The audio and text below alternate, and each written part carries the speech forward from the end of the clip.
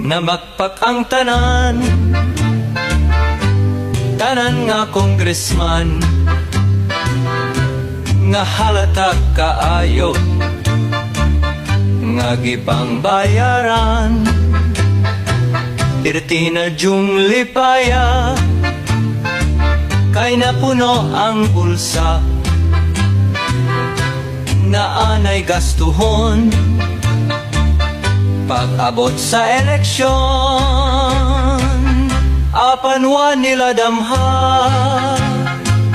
nasulod sila sa halwa sa mga senador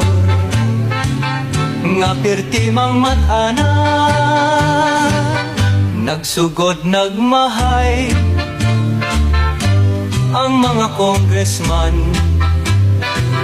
Gahuot na ilang dughan kaysa eleksyon murag mapildi man.